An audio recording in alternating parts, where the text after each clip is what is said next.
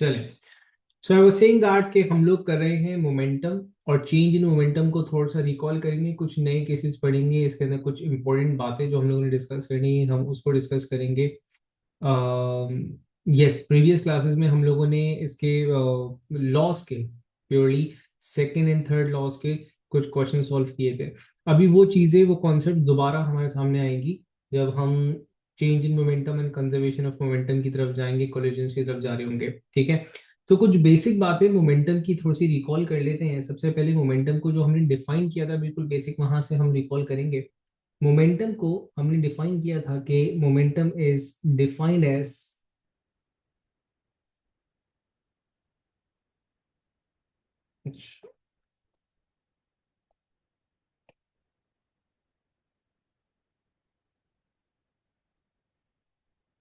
defined as product of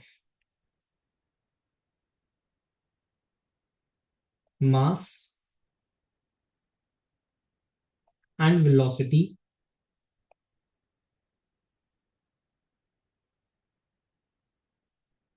of a moving object।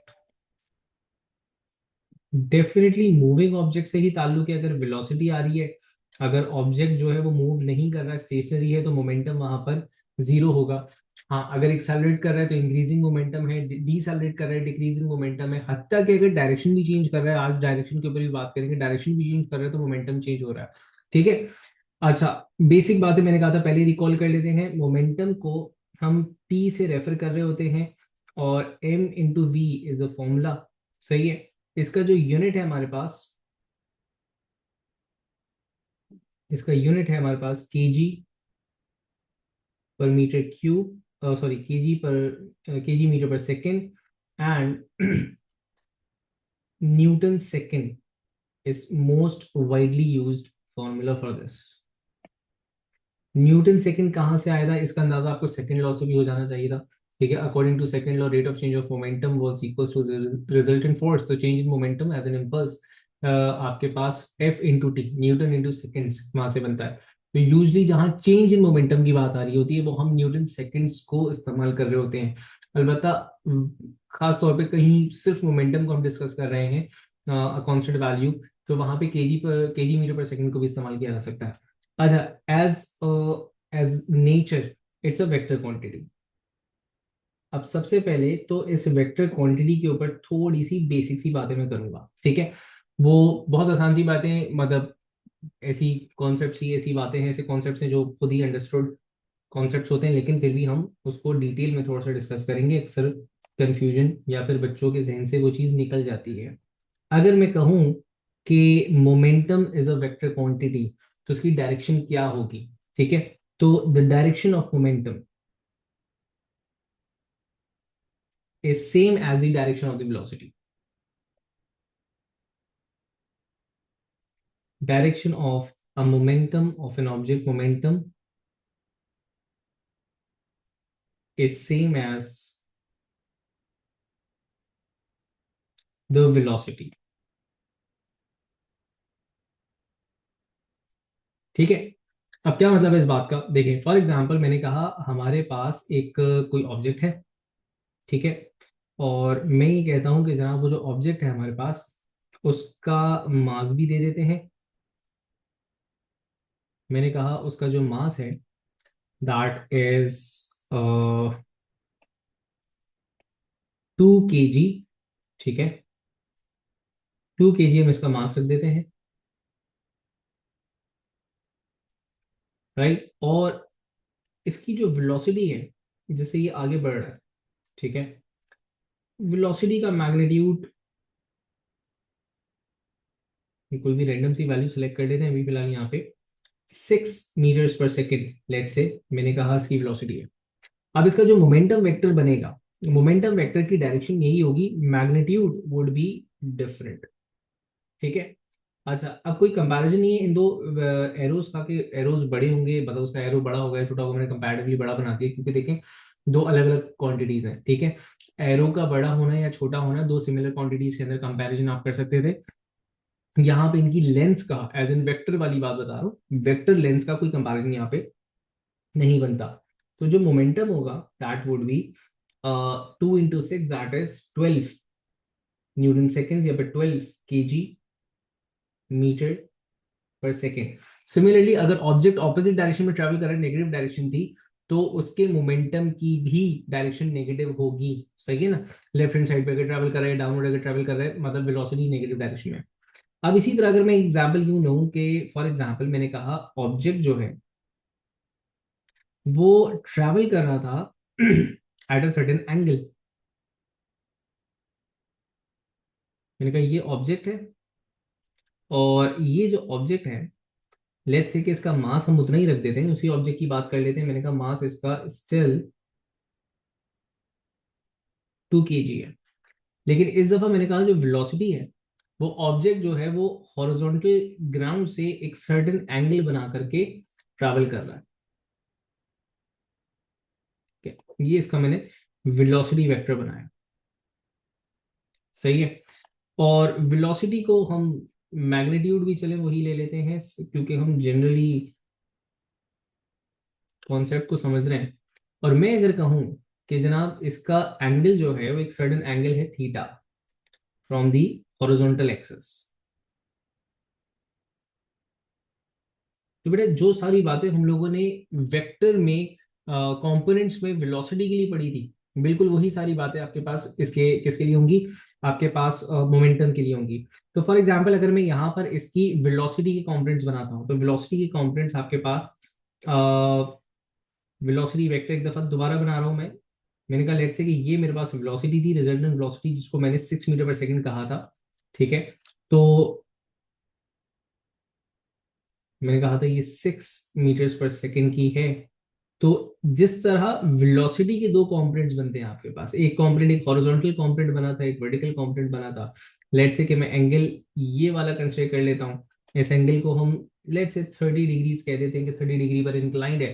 तो ये जो वी एक्स और वी वाई हो रहा है, जिसको हम प्रोजेक्टाइल में बहुत डिटेल में देखकर आ चुके हैं, तो जनाब मैंने कहा था वी एक्स की वैल्यू जाएगी 6 cos 30, और ये वी वाई मेरे पास हो जाएगा क्या कहते हैं 6 sin 30, राइट। इसी तरह अगर कोई भी ऑब्जेक्ट इस डायरेक्शन में इस तरह ट्रैवल कर रहा है, तो उसके मोमेंटम के भी दो कंपोनेंट्स होने चाहिए। अगर इसके रिजल्टेंट मोमेंटम की बात करें हम, तो देखें रिजल्टेंट मोमेंटम, अब मैं जरा हेडिंग दे दूं कि हम मोमेंटम की बात कर रहे हैं,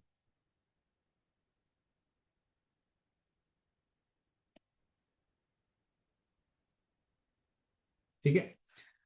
अब इस ऑब्जेक्ट का अगर मैं मोमेंटम वेक्टर बनाने जाऊं, तो मोमेंटम वेक्टर लेट्स से कि अगर ये मेरे पास रिजल्टेंट मोमेंटम था इसका, तो according to the values, resultant momentum की जो वैल्यूज हैं, जो मैग्नीट्यूड है, वो तो आपके पास वही 12 रहा, ठीक है ना।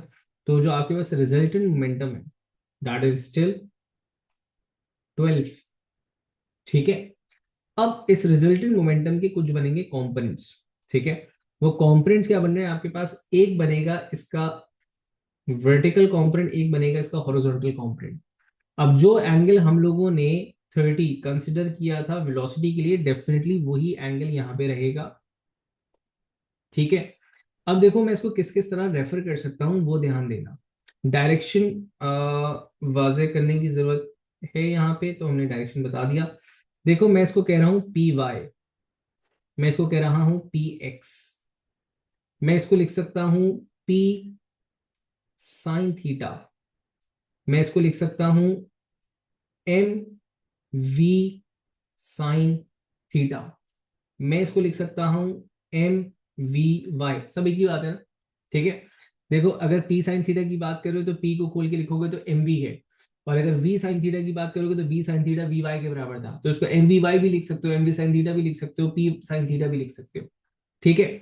इसी तरह अगर मैं पी एक्स की बात करूंगा, तो पी एक्स मेरे पास पी का मतलब मोमेंटम का कोसाइन कंपोनेंट है, राइट। मैं इसको एम वी कॉस थीटा भी लिख सकता हूं, और since V cos theta M V V X के बराबर था, तो मैं इसको एम वी एक्स भी लिख सकता हूं, in any way I want it to be done. अच्छा अब अगर मैं according to the example value निकाल ही लूं, तो देखो मैंने कहा, मैंने इसको लिखा पी वाई बराबर है 12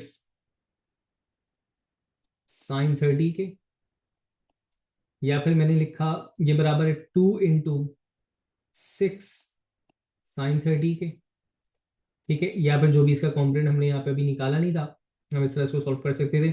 मैंने कहा था मैं इसको लिखूंगा 12 cos थीटा, मैं इसको लिखूंगा 2 × 6। ये जो मल्टीपल वेज में बता रहा हूँ, डेफिनेटली ये ऐसा नहीं है कि आप एक ही चीज को बार बार इस तरह लिख रहे होगे। इसके लिखने का मकसद ये था कि बेसिकली आप के पास जो भी सिचुएशन होगी जिस तरह आपने इसको हैंडल करना है, आप उसको लिख रहे होगे। So this is what momentum is.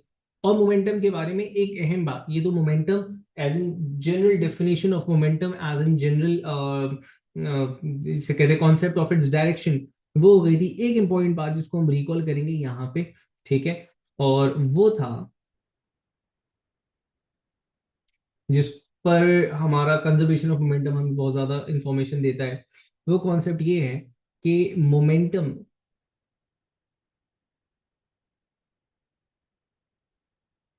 Is the amount of motion, या फिर आप क्वांटिटी का वर्ड भी यूज कर सकते हो, it's a quantity of motion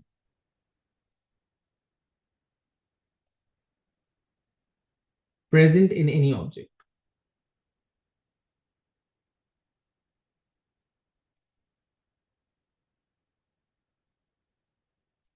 which it exchanges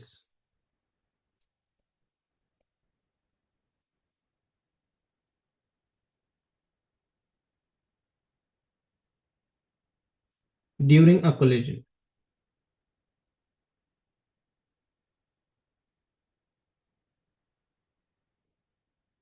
ये बात हमने की थी जब हम सेकंड लॉ को समझ रहे थे। मैंने कहा था कि देखो ऐसा, मैंने कैरम की मल्टीपल एग्जांपल्स दी थी, शायद स्नूकर की एग्जांपल दी थी कि कैरम में या फिर स्नूकर में, लेट्स से स्नूकर में एक बॉल जाकर के दूसरी बॉल से जाकर के हिट कर रही है, तो इसका मतलब ये है कि वो जो मूविंग बॉल थी, वो उसने अपना मोमेंटम दूसरी बॉल को ट्रांसफर किया, या अगर दोनों बॉल्स आपस में हिट की थी तो दोनों ने अपना मोमेंटम ट्रांसफर किया था। और फिर हमने ये बात भी समझी थी कि जो कॉन्सेप्ट है कि जनाब हिट कर रहे थे एक दूसरे के ऊपर, फोर्स लगा रहे थे, तो ये हमने कहा था कि जो फोर्स लग रही है वो rate of change of momentum के, मतलब एक्सचेंज ऑफ मोमेंटम के ही बराबर था। अब ये जो द पॉइंट के ये जो कॉन्सेप्ट है कि एक्सचेंज कर रहे हैं मोमेंटम, मतलब ये कोई एनर्जी तो नहीं है मतलब जिसे आप एक्सचेंज कर सकें, ठीक है, मतलब ये तो फोर्स है। फोर्स का एक क्या कहते हैं फंक्शन है, तो ये तो अप्लाई किया जा सकता है। तो व्हाट डज एक्सचेंज मीन्स, तो जब हम कोलिजन की तरफ आएंगे, कंजर्वेशन ऑफ मोमेंटम को समझ रहे होंगे, तो वहां पे बाकायदा तौर पे समझ में आएगा जी ना एक्सचेंज का वर्ड क्यों इस्तेमाल किया था यहाँ पे, ठीक है। उससे पहले एक बेसिक चीज, चेंज इन मोमेंटम को थोड़ा समझते हैं, कोलिजन को या फिर हिटिंग को थोड़ा बहुत समझते हैं in from perspective of a single object, ठीक है। तो अभी हम देख रहे हैं चेंज इन मोमेंटम, और एक बहुत कॉमन सा एग्जांपल, एक केस आता है पास्ट पेपर्स में भरा पड़ा हुआ है, that is a bouncing ball का केस, ठीक है, उसको हम देख रहे हैं, ठीक है। सो द नेक्स्ट थिंग जो हम मोमेंटम के हवाले से समझ रहे हैं, that is change in momentum.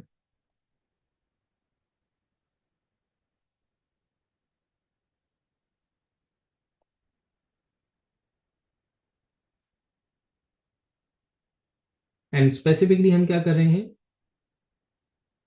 Bouncing ball का केस एक कर रहे हैं,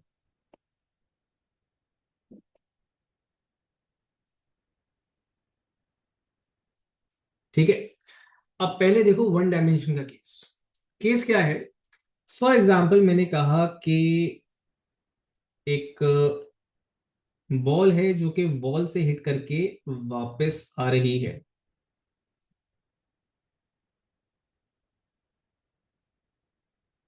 ठीक है।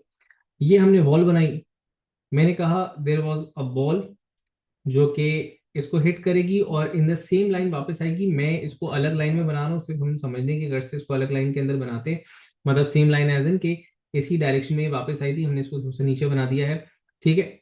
अब सिचुएशन ये है कि मैंने कहा कि जनाब ये जो बॉल है जिसको हम हिट करवा रहे हैं, इसका मास था m, और ये टुवर्ड्स द वॉल जा रही है विद वेलोसिटी v। अब यहां पर मैं कहता हूं कि ये जो बॉल है ये वॉल से जाकर के हिट करती है इलास्टिकली। अब इलास्टिकली का वर्ड जब कोलिजन में, इंटरैक्शन में, कोलिजन किसी भी मोमेंटम के अंदर इस्तेमाल हो, चेंज इन मोमेंटम में, तो इलास्टिक का मतलब ये है कि there is no change in the kinetic energy of the moving object. मतलब प्रैक्टिकली तो आप एक्सपेक्ट करोगे ना जनाब कि जनाब एक बॉल हिट की थी तो उसके पास एक काइनेटिक एनर्जी थी, ड्यूरिंग द कोलिजन हिट करने के दौरान उसने सर्टेन अमाउंट ऑफ एनर्जी जो है in other forms like sound, like heat, like अगर वो कोई कंप्रेसिबल बॉल है, लाइक टेनिस बॉल होती है तो कंप्रेस हुई होगी, तो इलास्टिक पोटेंशियल एनर्जी के अंदर उसकी एनर्जी का छोटा सा फ्रैक्शन आया होगा। प्रैक्टिकली यस होता है। हम आइडियली कंसिडर करते हैं कि कोलिजन इलास्टिक था, इलास्टिक कह दिया इसका मतलब ये है कि अब हम ये अज्यूम कर रहे हैं कि जनाब टकराने की कोई आवाज भी नहीं आई थी, टकराने से हीट लॉस भी नहीं हुआ था, और क्या कहते हैं टकराने में कोई डिफॉर्मेशन भी, किसी किस्म की एनर्जी लॉसेज नहीं हुए। अगर जितनी काइनेटिक एनर्जी पहले थी उतनी काइनेटिक एनर्जी बाद में भी है। अब अगर काइनेटिक एनर्जी चेंज नहीं हो रही है तो मास तो रहता ही कांस्टेंट है, हाफ एम वी स्क्वायर है काइनेटिक एनर्जी। मास तो रहता ही कांस्टेंट है, काइनेटिक एनर्जी चेंज नहीं हो रही, तो इसका मतलब है वेलोसिटी भी उतनी ही रहेगी। तो जब भी कहा जाए कि जनाब काइनेटिक एनर्जी कांस्टेंट है, इन इलास्टिक है, तो मतलब काइनेटिक एनर्जी कंजर्व्ड है। और in this case bouncing ball के केस के अंदर अगर मैं इसको बोलूं तो बेसिकली हम ये कहना चाह रहे हैं कि ये विद वेलोसिटी v गया था तो ये विद वेलोसिटी v वापस भी आया। ठीक है, तो हमने यहाँ पे जो लिखा इस केस को थोड़ा सा एक्सप्लेन कर देते हैं साथ साथ। ठीक है, हमने हमने हमने जो केस यहाँ पे बना रहे हैं, हम जो डिस्कस कर रहे हैं, हम लिख रहे हैं a ball of mass m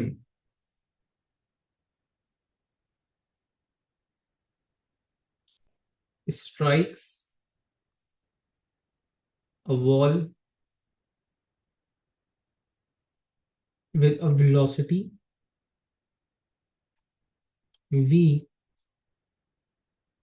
elastically।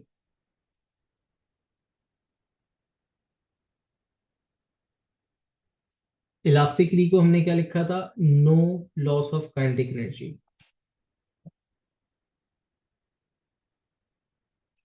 ठीक है, और सादा लफ्जों में इन दिस केस स्पेसिफिकली हम क्या करेंगे, क्या समझेंगे, नो चेंज, बल्कि मैं नहीं लिखूं वरना आप रिवीजन के टाइम पे कंफ्यूजन हो जाएगी कि शायद हर दफा वेलोसिटी नहीं, इस केस में वेलोसिटी भी चेंज नहीं हो रही है। ठीक है, अब if an object moves towards the wall, strikes, वापस आता है, तो it will experience a change in its momentum। ठीक है ना। अब चेंज इन मोमेंटम जो आ रहा है वो किस तरह का आ रहा है, पहले यहां लिख लेते हैं कि the object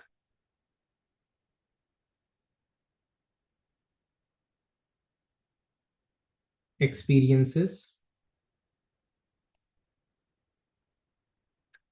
change in its momentum। अब देखो किसी भी चीज का अगर चेंज निकालते हो तो चेंज किस तरह निकालते हो, आप चेंज निकालते हो फाइनल माइनस इनिशियल करके। ठीक है, तो मैंने कहा कि अगर मुझे चेंज इन मोमेंटम निकालना है इस बॉल का, तो मैं निकालूंगा final momentum minus initial momentum. और अगर मैं चाहूँ उसको ओपन करके लिखूं तो मैं ऐसा भी लिख सकता हूं कि जनाब m into final velocity minus initial velocity. बहुत सारे केसेस में हम इस तरह भी देख रहे होंगे। राइट, अब अगर मोमेंटम्स की बात करो तो देखो जब ये जा रहा था तो इसका मोमेंटम था आपके पास m इंटू वी, आपने लिख दिया एम वी। जब ये वापस आ रहा था तो इसका मोमेंटम बाय मैग्नीट्यूड तो एम वी ही रहा, लेकिन क्योंकि इसकी डायरेक्शन ऑपोजिट हो चुकी हुई है तो यहाँ पे साइन लग जाएगा माइनस का। जो आफ्टर दी स्ट्राइकिंग या आफ्टर दी कोलिजन वाला इसका मोमेंटम है, फाइनल मोमेंटम है, उसको मैं माइनस एम वी लिख रहा हूँ क्योंकि उसकी डायरेक्शन ऑपोजिट हो चुकी है। ठीक है, अब अगर मुझे मुझे चेंज इन मोमेंटम निकालना है तो मैंने लिखा कि minus M V final momentum along with its direction, vector quantity है ना, अलोंग विद इट्स डायरेक्शन लिखा, फाइनल माइनस दी इनिशियल। अच्छा, इनिशियल पॉजिटिव डायरेक्शन में ही था तो हम पॉजिटिव लिखते नहीं है, वाजे करने के लिए मैंने यहाँ पे लिख दिया कि इनिशियल मोमेंटम ये है हमारे पास। अब अगर आप इसको कंप्यूट करो तो आपके पास ये आ रहा है -2 mv, माइनस माइनस प्लस हो जाएगा ना, -2 mv। अब ये जो -2 mv में माइनस साइन है, ये इंडिकेट कर रहा है डायरेक्शन ऑफ चेंज को, direction of change in momentum, और स्पेसिफिकली ये रिप्रेजेंट करता है direction of the resultant force acting on this object, मतलब बॉल ने किस डायरेक्शन में एक्सपीरियंस किया। तो गौर करो जब बॉल यहां पर आकर के हिट हुई होगी तो बॉल पे जो फोर्स लगी होगी बॉल की तरफ से वो लेफ्ट हैंड साइड पे लगी थी, डेफिनेटली राइट। तो वो जो नेगेटिव साइन है वो आपको वाज़ेह तौर पे ये बता रहा है कि जनाब ये जो फोर्स एक्सपीरियंस की इस ऑब्जेक्ट ने वो लेफ्ट हैंड साइड पे की थी। तो ये बताता है direction of the resultant force. Direction of resultant force. ठीक है। अच्छा, दूसरी तरफ ये जो 2 MV है, अब आप ये सोचोगे सर एमबी से तो ये आ रहा था, 2 MV कैसे हो गया? तो 2 MV चेंज इन मोमेंटम है। एमबी से जीरो, जीरो से 2 MV, एमबी से जीरो, जीरो से फिर एमबी की तरफ जा रहा है। तो टोटल स्पैन ऑफ चेंज जो आपके पास, मैग्नीट्यूड ऑफ चेंज जो आ रहा है, देखो जब ये यहाँ पर हिट किया था मोमेंटरीली रेस्ट आया था, तो एमबी से चलता हुआ आ रहा था, जीरो पे गया, जीरो से स्टार्ट किया, दोबारा एमबी पर आया। तो जो टोटल चेंज आया है इसके पास वो 2 MV का आया। तो यहाँ पे 2 MV जो है, this is magnitude of change.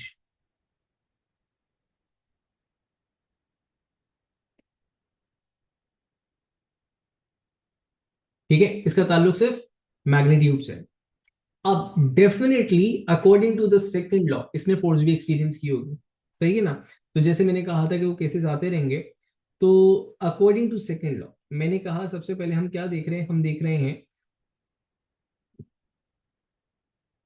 Force experienced by the ball.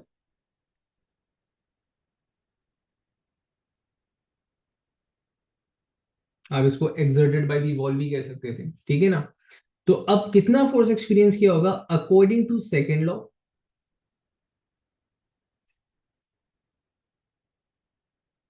Second law ये कहता है कि जनाब जो रिजल्टेंट फोर्स कोई भी ऑब्जेक्ट एक्सपीरियंस कर रहा है वो उसके rate of change of momentum के बराबर है। चेंज इन मोमेंटम अभी हम यहां पे निकाल चुके हैं कि चेंज इन मोमेंटम जो है वो -2 MV था। So the force experienced by the ball -2 MV था, -2 MV अपॉन टी। ये टी क्या है? इस टी पे अभी बहुत गुफ्तगू होने वाली है। ये टी है आपके पास इम्पैक्ट टाइम, वो टाइम ड्यूरेशन जिसमें बॉल और बॉल आपस में इन कांटेक्ट थे, ठीक है ना? इंटरैक्शन टाइम कहते हैं इसे, इम्पैक्ट टाइम कहते हैं इसे। तो ये टी बेसिकली आपके पास क्या है? इम्पैक्ट टाइम या फिर इंटरेक्शन टाइम। ठीक है, तो ये टी हो गया आपके पास इम्पैक्ट टाइम या फिर इंटरेक्शन टाइम। ये वो ड्यूरेशन है जिसमें दोनों ऑब्जेक्ट आपस में एक दूसरे के साथ कॉन्टेक्ट है। Again minus sign direction of the force को रिप्रेजेंट कर रहा है, 2 MV अपॉन टी उसके मैग्नीट्यूड को क्या कहते हैं, रिप्रेजेंट कर रहा है। ये था force experienced by the wall. अगर मैं यहीं पर बात करूं कि force experience by the wall क्या होगा, ठीक है, तो इसी के आगे मैंने कहा force experience by the wall हम समझ रहे हैं।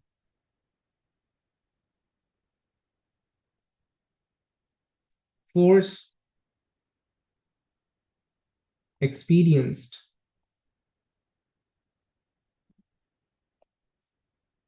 by the wall। ठीक है, तो वाजे तौर पे ये जो फोर्स है ये वॉल के ऊपर लगने वाली फोर्स है। तो अब जरा यहां पर वापस आ जाओ कि देखो जिस वक्त बॉल आकर के हिट की थी यहाँ पे, तो बॉल ने जो फोर्स लगाई थी वो यहाँ पे थी, बॉल ने जो फोर्स लगाई थी वो लेफ्ट हैंड साइड पे थी। तो according to the third law forces must be equal and opposite. ठीक है, तो मैंने कहा था केसेस दोनों आएंगे यहाँ पे। तो अकॉर्डिंग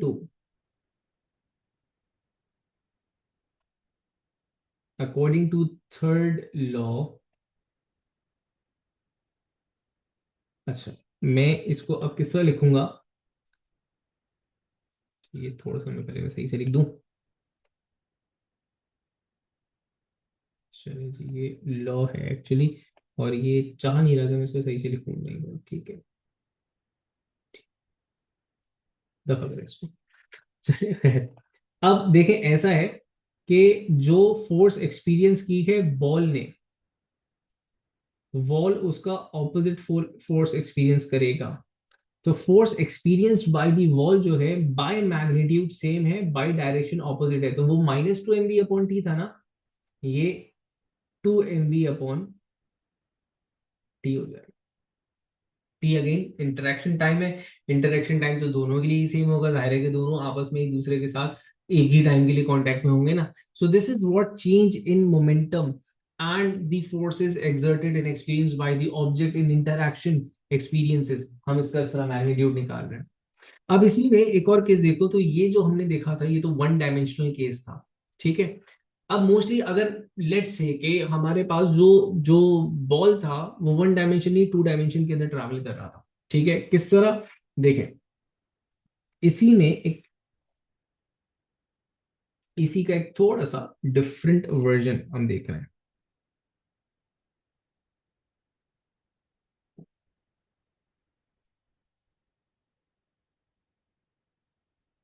तो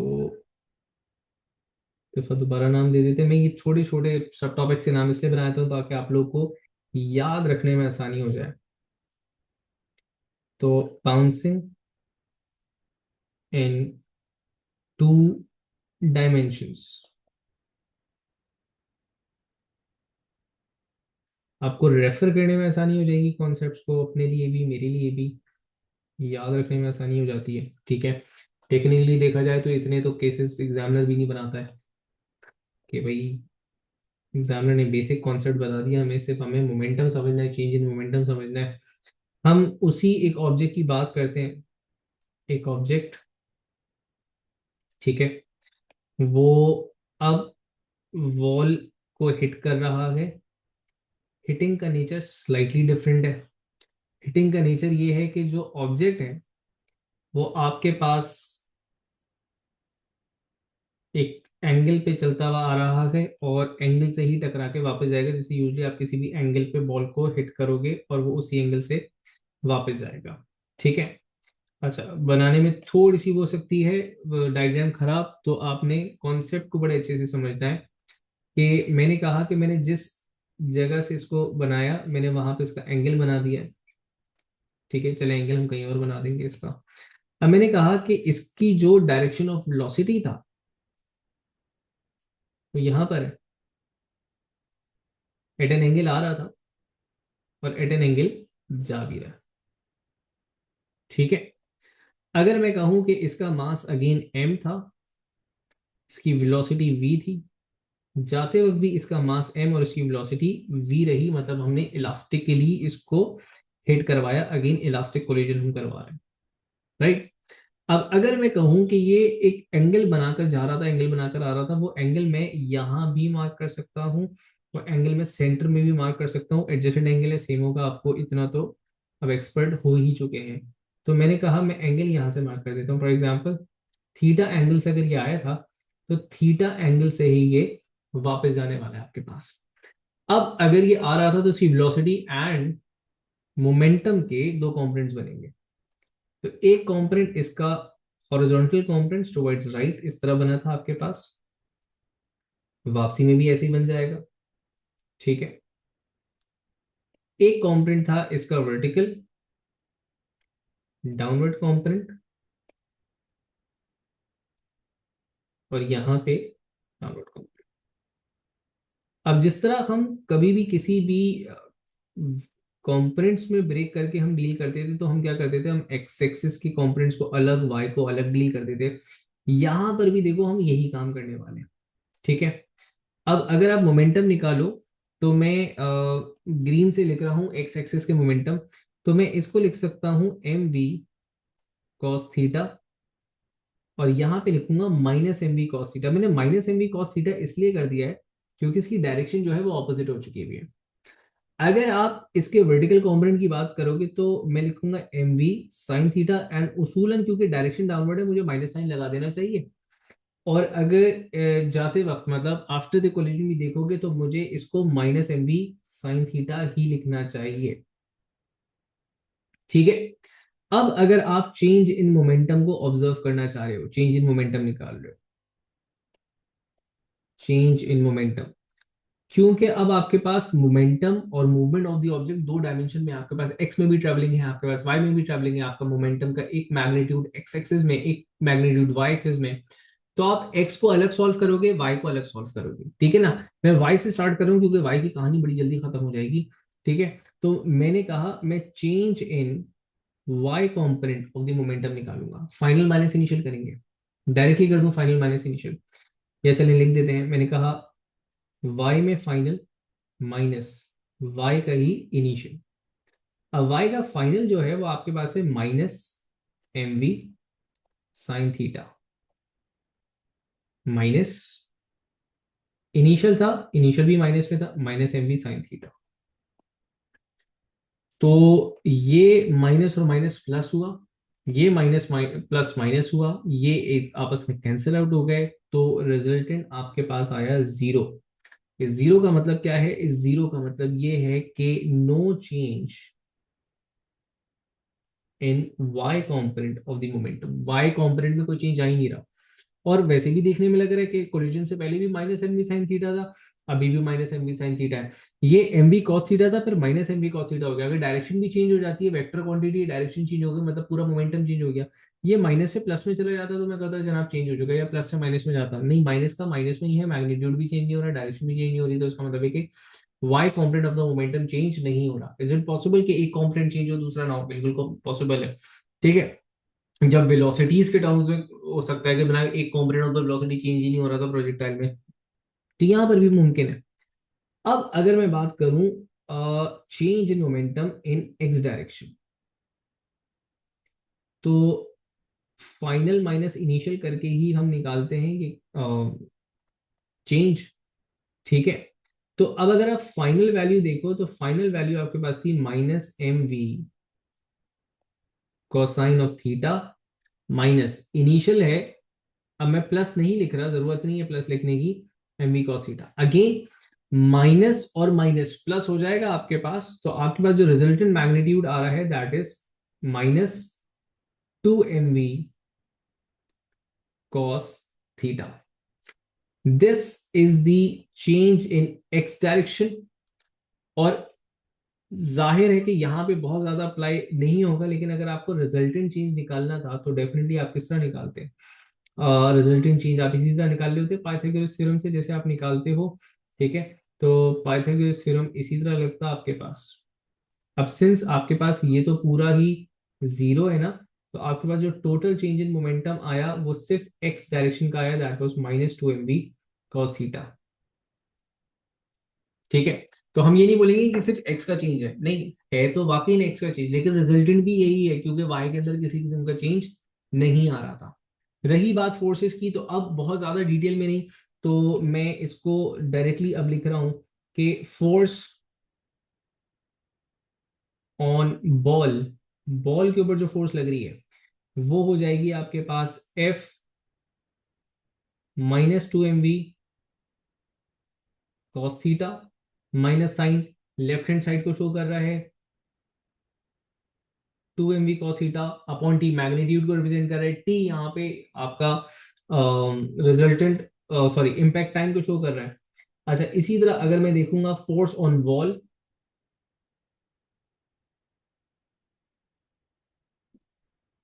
तो फोर्स ऑन वॉल आपके पास same magnitude opposite direction positive two M V cos theta हो जाएगा।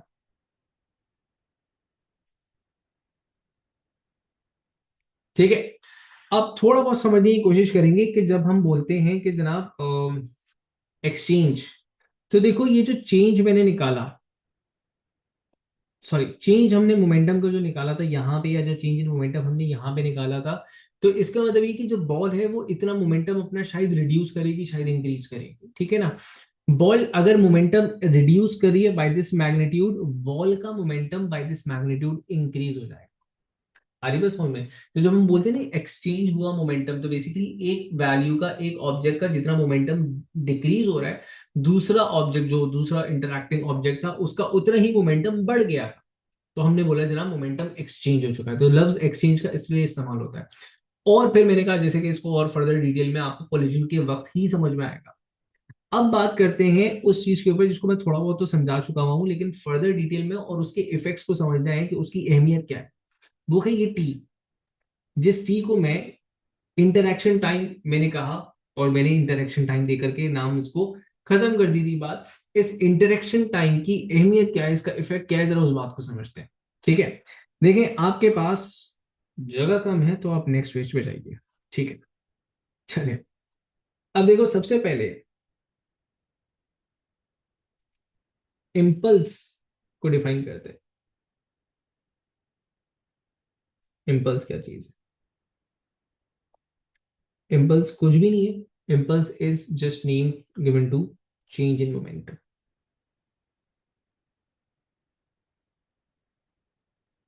और सर्टेन टेक्स्ट के अंदर ऐसी बात लिखी हुई है कि change in momentum that happens for a short interval of time. जैसे अभी बॉल वाली एग्जांपल की थी ना, तो डेफिनेटली जो बॉल का जो इम्पैक्ट टाइम होगा वो बहुत ही कम होगा। ठीक है ना? तो ऐसे चेंज इन मोमेंटम को इम्पल्स कह रहे हैं। इन जनरल आप इम्पल्स चेंज इन मोमेंटम का ही नाम देते हो। ठीक है ना? तो चेंज इन मोमेंटम।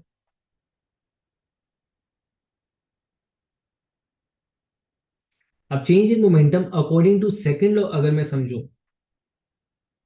तो मैं चेंज इन मोमेंटम को लिख सकता हूं एफ इंटू टी। ठीक है? तो ये इम्पल्स हो गया आपके पास।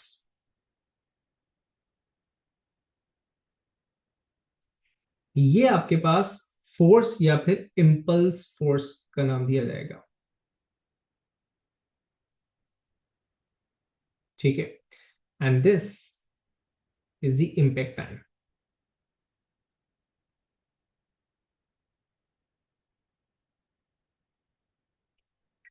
अब फोर्स, टाइम और मोमेंटम का जो रिलेशन ग्राफिकली है उसको जरा समझते हैं। ग्राफिकली रिप्रेजेंटेशन क्या है कि अगर मैं इम्पल्स को देखूं, हम ग्राफ जो बनाते हैं, हम तीन तरीके के ग्राफ यहाँ पे बना रहे हैं, दो तरीके के ग्राफ यहाँ पे बना रहे हैं। एक मैंने ग्राफ बनाना है,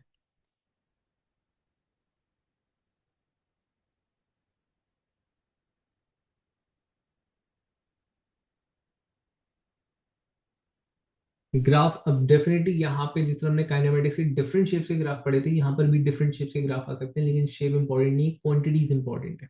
ठीक है ना? वो क्वेश्चन देख करके आपको खुद ही समझ में आ जाएगा क्वांटिटीज कितना इंपॉर्टेंट है। अगर मैं ग्राफ बना रहा हूँ change in momentum and T, तो इस ग्राफ का जो ग्रेडियंट होगा उसके अंदर इंफॉर्मेशन छुपी हुई है। अगर ऐसा कोई आपके पास ग्राफ आ रहा है, चाहे इंक्रीजिंग हो, चाहे डिक्रीजिंग हो, चाहे कांस्टेंट लाइन हो, व्हाट्सोएवर, मैं अभी इस बात को समझा रहा हूँ कि इम्पल्स का वर्ड क्यों यूज कर रहे हैं। ठीक है ना?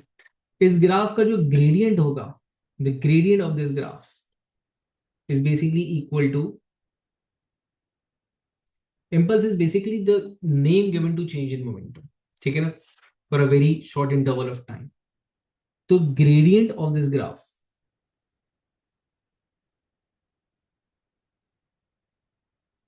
आपके हिसाब से क्या होना चाहिए? Change in momentum upon time. तो वो आपके पास रिजल्टेंट फोर्स के बराबर है। इसको नीचे लिख देता हूं। ग्रेडियंट जो है वो आपके पास रिजल्टेंट फोर्स के बराबर है। तो ग्रेडियंट ऑफ, इन जनरल बात करें, gradient of momentum time graph gives you the impulse, sorry, the resultant force. ठीक है? और ऑन दी अदर हैंड अगर मैं एक दूसरा ग्राफ ड्रॉ करूं, ठीक है, दूसरा ग्राफ जो मैं ड्रॉ कर रहा हूं वो कौन सा है? वो मैं फोर्स टाइम ग्राफ बना रहा हूं। ठीक है? फोर्स टाइम ग्राफ में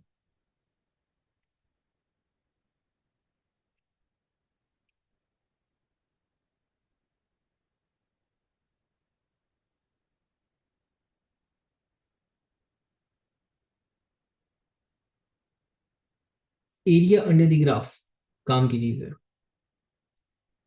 अगर मैंने फोर्स के अगेंस्ट टाइम प्लॉट किया, तो graph could have any shape. ठीक है? मोस्टली जो अभी हम शेप डिस्कस करने वाले हैं वो एक इम्पल्स फोर्स का ग्राफ हम बनाते हैं। हम ये शो कर रहे हैं कि very short interval of time के लिए फोर्स लगती है और रिड्यूस होती है। जस्ट लाइक जो हमने अभी बॉल वाला केस डिस्कस किया, क्या था कि बॉल जाकर के हिट की और आ गई, तो फोर्स ग्रेजुअली लगी थी, इंक्रीज हुई थी और फिर ग्रेजुअली डिक्रीज हो गई थी। ठीक है ना? ऐसे ग्राफ के अंदर आपके पास, ऐसे ग्राफ में ये जो एरिया अंडर द ग्राफ है आपके पास, ये जो एरिया अंडर द ग्राफ यहाँ पे इंक्लोज हुआ है, ठीक है ना, this area enclosed by this graph is basically equal to the, basically representing the impulse या फिर चेंज इन मोमेंटम। अच्छा, अब ये ग्राफ कुछ भी आपको रेफर कर रहा, मतलब ग्राफ का शेप मतलब कैसा भी हो सकता है, और क्वेश्चंस में आप देखोगे तो मैंने जैसे कहा था कि यहाँ पे ग्राफ के शेप से ज्यादा ग्राफ से निकलने वाली क्वांटिटीज इंपॉर्टेंट है। तो यहाँ area under the graph basically आपको चेंज इन मोमेंटम बता रहा है, तो मैं लिख भी देता हूँ उसको, area under force time graph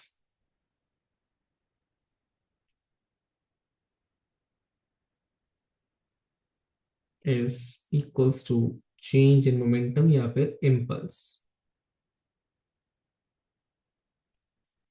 ठीक है, अब अहम चीज जिसकी तरफ आ रहे हैं वो हम ये देख रहे थे कि जनाब ये जो इम्पैक्ट टाइम है, ये जो टी है, इसकी क्या अहमियत है, ठीक है ना। तो मोस्ट प्रोबेबली आज की क्लास की लास्ट चीज यही रहेगी, हम देख रहे हैं इफेक्ट ऑफ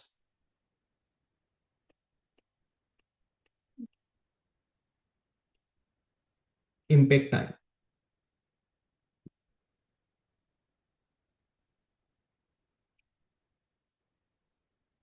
ठीक है जी, अब अगर हम अपने इम्पल्स को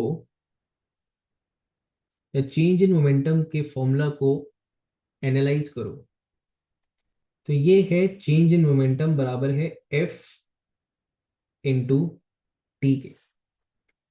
सही है।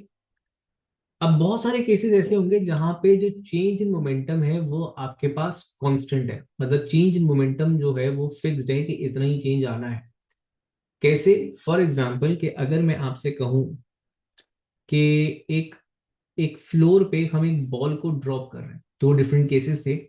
मैंने कहा कि हमारे पास एक बॉल है, फॉर एग्जांपल एक हैवी बॉल, वो जो हम बॉलिंग के लिए यूज करते हैं ना, बॉलिंग वाली बॉल, वो जो बड़ी हैवी सी बॉल होती है, हम उसको जो है ना दो डिफरेंट केसेस के अंदर उसको हम ड्रॉप कर रहे हैं, ठीक है ना। ये हैवी सी बॉल है। अच्छा, अब अगर मैं कहूं कि मैंने सेम हाइट से ड्रॉप करना है इसको, मैं सेम हाइट से इसको ड्रॉप करूंगा, और डेफिनेटली अगर मैं सेम हाइट से ड्रॉप करूंगा तो before hitting the floor I would be expecting कि ये सेम मैग्नीट्यूड ऑफ वेलोसिटी जो है इन्होंने गेन कर रखी हुई होगी। लेकिन दो डिफरेंट केसेस थे मेरे पास। अच्छा,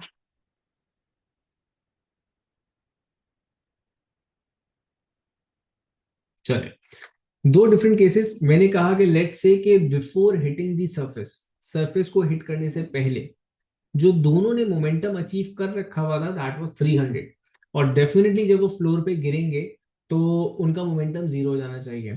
तो आपके पास जो चेंज इन मोमेंटम था ना वो फिक्स हो गया था, ठीक है ना। मैंने कहा चेंज इन मोमेंटम आपके पास फिक्स है, लेट्स से कि 300 according to our example 300 newton seconds. Now, what would be the effect of the ball hitting the surface? That totally depends upon the time of interaction, the impact time. Impact time क्या था? जिस duration के अंदर ये force लग रही थी, जिस ड्यूरेशन के अंदर ये चेंज इन मोमेंटम आ रहा था, जिस ड्यूरेशन के अंदर ये एक दूसरे के साथ इन कांटेक्ट है। अगर मैं इस बॉल को एक हार्ड सरफेस के ऊपर थ्रो करता हूं, अगर मैं इस बॉल को एक बिल्कुल ही रिजिड सरफेस के ऊपर, एक मार्बल फ्लोर के ऊपर हिट करवाऊंगा, तो इन दैट केस जो चेंज इन मोमेंटम आ रहा है, जो 300 से जीरो आ रहा है, ये सडन आ रहा है। सडन आने का मतलब ये है कि मेरे पास टाइम का जो मैग्नीट्यूड था वो बहुत कम था। If this being a constant value, time का मैग्नीट्यूड में कम कर दूं तो अल्टीमेटली मेरे पास फोर्स जो होगी वो ज्यादा होगी, ठीक है ना। तो effect definitely I would be expecting कि जनाब टाइल पे फेंका तो टाइल वाइल टूट जाएगा। लेकिन फॉर एग्जाम्पल मैं इसको मैट्रेस पे फेंक देता हूं। अब मैट्रेस क्या है? मैट्रेस बेंड होता है आपके पास। मैट्रेस अगर बेंड होगा तो मैट्रेस का बेंड होना will buy some time for this ball, कि वो अपना मोमेंटम 300 से जीरो पर लाने में कोई ना कोई थोड़ा सा टाइम इसका इलैप्स हो जाएगा। सडन नहीं आ रहा, एक माइक्रो सेकेंड्स का फर्क आ गया, या फिर वैसे तो ज्यादा फर्क आएगा, ठीक है ना, एक सडन चेंज आ चुका हुआ। तो अब आपको ऐसा नहीं लगता कि अगर आप इस टाइम को स्लाइटली बढ़ा दो तो जो फोर्स लगने वाली है वो क्या हो जाएगी? रिड्यूस हो जाएगी, ठीक है। तो वो बॉल्स पता नहीं कहाँ अचानक गायब हो गए जो मैंने बनाए थे, मैं उनको एक दफा दोबारा जल्दी से बना देता हूँ। मैंने कहा कि देखो ऐसा है कि एक, चलिए जी पिंक कलर की बॉल गिरा देते हैं हम।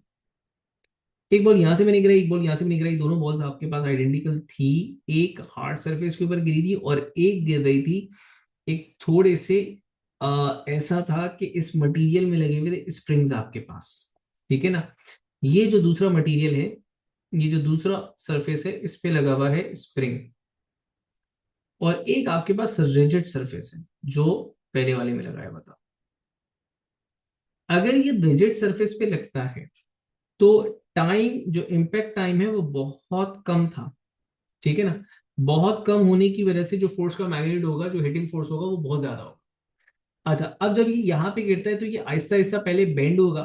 तो इसका मतलब है कि 300 से ग्रेजुअली जीरो आ रहा है, जिसकी वजह से इम्पैक्ट टाइम अब कंपैरेटिवली लार्जर है। अगर इम्पैक्ट टाइम ज्यादा है तो मतलब फोर्स का मैग्नीट्यूड क्या होगा, कम होगा। ठीक है। तो इम्पैक्ट टाइम पहले है क्या, इसको समझ लेते हैं। इम्पैक्ट टाइम को मैंने कहा था,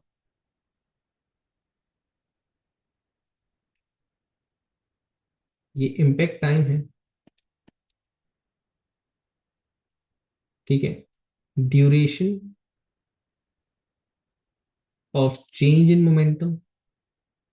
ठीक है। आप इसको यूं भी कह सकते हो, duration of force applied in experienced. मतलब दोनों ऑब्जेक्ट, एक अप्लाई भी कर रहा होगा, एक्सपीरियंस भी कर रहा होगा। ठीक है ना।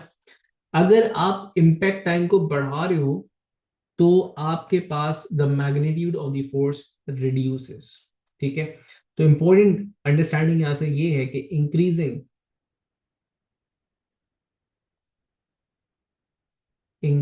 The magnitude of impact time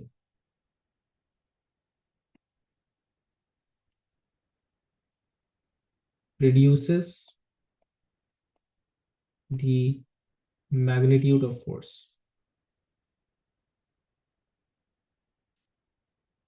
अब इसकी एप्लीकेशन, इसकी एग्जांपल्स हैं, उसको समझते हैं किस तरह।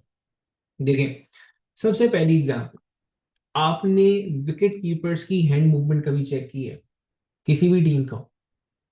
और उसने बॉल पकड़ी और बॉल पकड़ के उसने अपने हाथ को पूरा ऐसे घुमा दिया। बॉल पकड़ेगा एकदम उछल जाएगा, बॉल पकड़ेगा एकदम हाथ को ऐसे स्विंग करेगा। भाई क्यों कर रहा है, मतलब कोई ऐसा एक स्पेसिफिक कसम खाई हुई है तमाम विकेट कीपर ने, बॉल पकड़ के हाथ को ऐसे घुमा लेना है फौरन। अब आप सोचो कि देखो, बॉल जो आ रहा है ना उनके हाथ में, वो एक अच्छा खासा मोमेंटम रख कर आते हैं। एक तो बॉल हैवी है, दूसरा बॉलर भी उसको आहिस्ता से तो फेंकेगा नहीं। ठीक है ना। तो बॉल एक अच्छा खासा मोमेंटम रख करके आ रहा है। अगर उसने उस बॉल को कैच करना है तो फिजिक्स की जबान में उसने उसके मोमेंटम को जो भी वैल्यू थी वहां से जीरो पे लेकर के आना है। एक बड़ा magnitude of change in momentum आ रहा है। अगर वो उसको फौरन ऐसे पकड़ के जीरो करते तो बॉल सडनली जीरो होगी और जो अमाउंट ऑफ फोर्स उसके हाथ पे लगेगा वो बहुत ज्यादा होगा, उसकी रिस्ट टूट सकती है।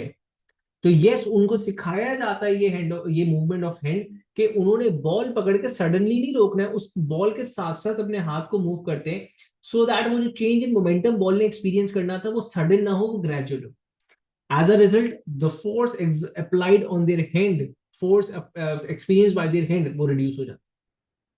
इसकी मल्टीपल एग्जांपल और क्या है, आपकी गाड़ी के अंदर लगे हुए बम्पर्स। बम्पर्स का काम क्या है? बम्पर्स का काम ये है कि खुदा ना खास्ता जब गाड़ी हिट करती है तो बम्पर्स ने बेंड होना है, बम्पर्स ने कंप्रेस होना है, बम्पर्स ने डिफॉर्म होना है, बम्पर्स ने टूटना है। Bumpers are design to be broken, bumpers are design to be deformed. ठीक है ना। बम्पर्स का deformation will buy you some time, और उसमें जो फोर्स है वो कम हो जाए। अब इमेजिन करें कि किसी आप ऐसी गाड़ी में बैठे जहां बम्पर नहीं है, बस आप इंजन है और सामने रोड है, और आप खुदा ना खासा किसी से टकरा गए, तो भाई वो जो मोमेंटम था वो सडनली जीरो पर आ गया और उसका इफेक्ट आपके ऊपर आना है, आपने डैशबोर्ड में घुस जाना है। ठीक है। सो द बम्पर्स, जैसे आजकल के लोग शिकायत करते हैं, आपने देखा होगा बड़े बुजुर्ग आजकल की, आजकल की गाड़ियां गाड़ियां तो हमारे जमाने की होती थी, लक्कड़ हजम पत्थर हजम, ऐसा सुना होगा आपने। और फिर वो एक बात बोलते हैं, बम्पर तो यूं टूट जाते हैं उनकी गाड़ियों के, नई गाड़ियों के। तो भाई बम्पर टूटेंगे नहीं तो सर फूटेंगे। मसला सारा ये है। तो बम्पर को बनाया जाता है इस हिसाब से कि बम्पर मतलब, अब डेफिनेटली हमारे वहां तो बड़ी कच्चे बम्पर बने हुए हैं, तो ऐसा भी नहीं है कि बॉल लगी गिर गए, but still bumpers are designed कि they buy you some time upon a collision. Same goes with airbags. Airbags क्या करते हैं? Airbags के फूलने से आप नहीं बचते. Airbags on hitting फौरन इन्फ्लेट करते हैं, फिर आप एयरबैग को जाकर के हिट करते हो, उसमें से ग्रेजुअली हवा निकल रही होती है. वो क्या करता है, अगेन वो जो हवा निकलने का टाइम होता है, बाय यू सम टाइम, कि आप जाकर के फौरन डैशबोर्ड पे ना घुस जाए, फौरन आपके साथ स्टीयरिंग पे ना लग जाए. अब इस टाइप की आप मल्टीपल एग्जांपल्स देख सकते हैं, ठीक है, जहां पर हम इस टाइप बम्पर्स या फिर वो जो किट यूज करते हैं क्रिकेटर्स या फिर दूसरे स्पोर्ट्समैन, वो इसलिए होता है ताकि उन पे जो भी हिटिंग हो रही है वो सडन मोमेंटम चेंज ना आए, मोमेंटम चेंज का टाइम थोड़ा सा इलैप्स हो जाए, सो दैट जो एक्सपीरियंस फोर्स है उसका मैग्नीट्यूड थोड़ा सा क्या हो जाए, रिड्यूस हो जाए. आप अपने मोबाइल के अंदर भी तो कवर लगाते हो, उसका रीजन क्या होता है?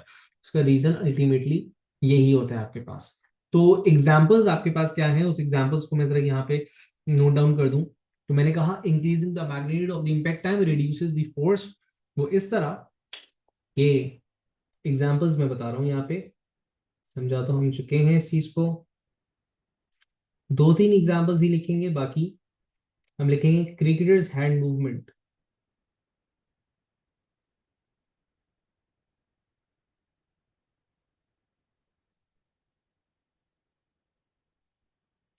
increases impact time,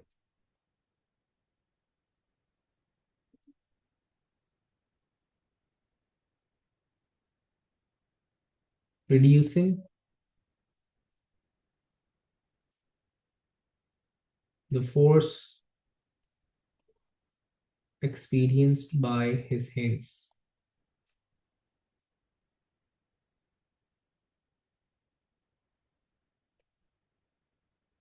ठीक है. और मजीद के एग्जाम्पल हैं, अब मैं सिर्फ एग्जाम्पल को एज एन वर्ड कोड कर रहा हूं. हमने कहा बम्पर्स इन द कार,